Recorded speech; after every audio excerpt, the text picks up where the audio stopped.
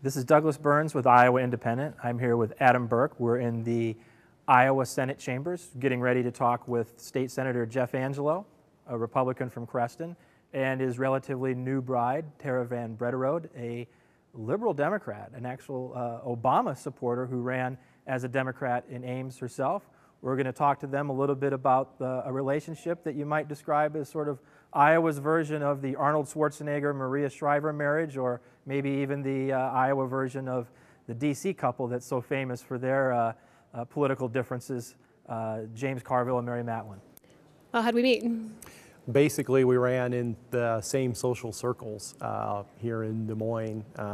Basically, she was a clerk and a political activist, and of course I was a state senator, and she was actually working here in the Senate, and for most of that session I actually didn't know who she was and had no contact with her whatsoever. I knew who he was, but I didn't like him.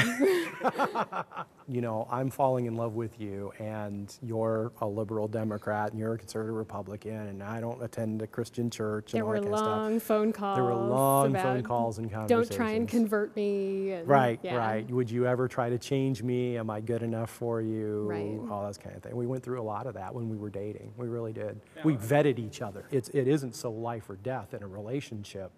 If somebody says, it's not what we talk about all the time. Right. I mean, true, in a way, it is what we talk about all the time. Yeah. We're often discussing political issues and news of the day and all of that. But Jeff and I have gotten to the point where we really don't have to make that the center of our relationship. It isn't. We just don't. And it really isn't. I've spent a lot of time here in this chamber and socializing with various senators and staffers, and it's not the core of their lives either. Oh yeah, I'm a Republican and my wife's a Democrat and we cancel each other out. That's what a lot of people say.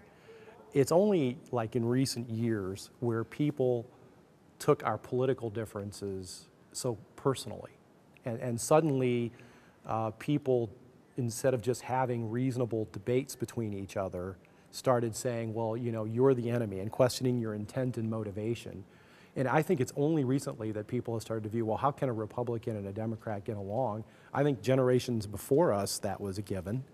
But stuff has gotten so nasty and personal in recent years. And I think we really had to check out with each other that it wasn't going to be personal, because both of us have been politically active, and I think if you're really going to give yourself completely to being involved in politics, sometimes you do have to look at the other side as the enemy. And I think both of us needed to check with each other and make sure that that was not going to happen in a relationship.